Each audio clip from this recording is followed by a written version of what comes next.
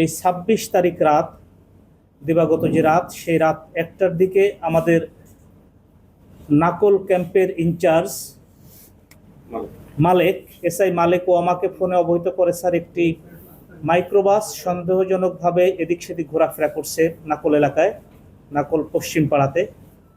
তো আমি ওকে বললাম যে ঠিক আছে, ওদের গতিবিধি পর্যবেক্ষণ করো, তোমরাও ওদেরকে ফলো করো।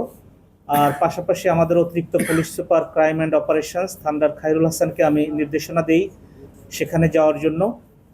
তো নির্দেশনা পেয়ে থান্ডার খায়রুল হাসান, শ্রীপুরের অফিসার ইনচার্জ এবং নাকল ফাঁড়ির ইনচার্জ, নাকল ক্যাম্পের ইনচার্জ মালেক, তাদের এই ৩ জনের নেতৃত্বে, আমাদের খায়রুলের নেতৃত্বে একটি সফল অভিযান পরিচালনা করা হয় এবং সেই মাইক্রোবাস হতে ৭ জন ব্যক্তিকে, যার মধ্যে একজন নারী ছিল, আমরা সিআইডির পোশাক অর্থাৎ যে কোটি থাকে সেই কোটি পরিহিত অবস্থায় গ্রেপ্তার করা হয়, যাদের কাছে আমরা একটি খেলনা পিস্তল পাই।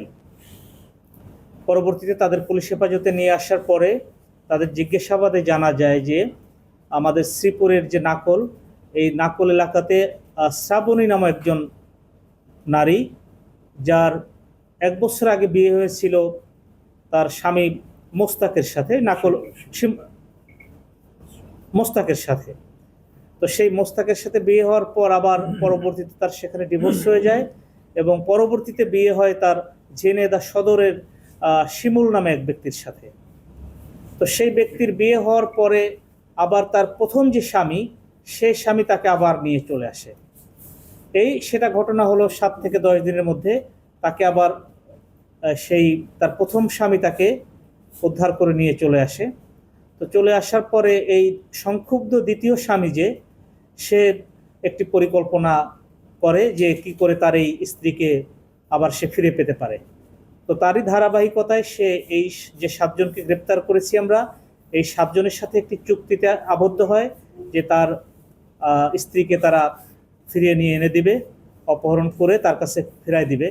তো তারই অংশ হিসেবে গতকাল রাত ১টার দিকে এই ঝিনাইদহ থেকে এই সংঘবদ্ধ চক্রটি সিআইডির পোশাক পরিহিত অবস্থায় এবং একটি খেলনা পিস্তল সহ এই শ্রীপুরের নাকুল এলাকাতে আসে এবং তারা সেই বাড়িটি মূলত খুঁজতে থাকে। তো সেই অর্থাৎ সেই যে নারী শ্রাবণী, তাকে অপহরণ করার প্রস্তুতি নিতে থাকে। তারই মধ্যে পুলিশ তাকে গ্রেপ্তার করে সেই গাড়িসহ আমাদের থানা এলাকায় নিয়ে আসে। এই চক্রের যারা আসামি, তাদের পিসিপির আমরা যাচাই করেছি, এর মধ্যে বিভিন্ন মার্ডারারও রয়েছে, অর্থাৎ খুনি রয়েছে।